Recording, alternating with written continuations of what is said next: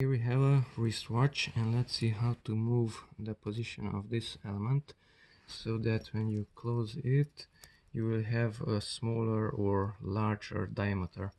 I have to use, let's say, a flathead screwdriver like this one and lift up this portion. So put it under here and lift it up, and that's it. So this portion has to move up and down. Now push it there, let's say inside, but turn it around. Let's take a look at here. We have this part which is pushed in, and we have these grooves inside the band, and place this one onto, let's say, that one somewhere there, and now close it on the other side. Push it down.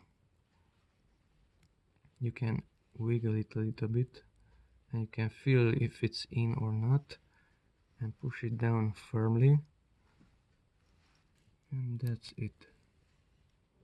So that thing has to enter into one of those grooves and then lock the other side.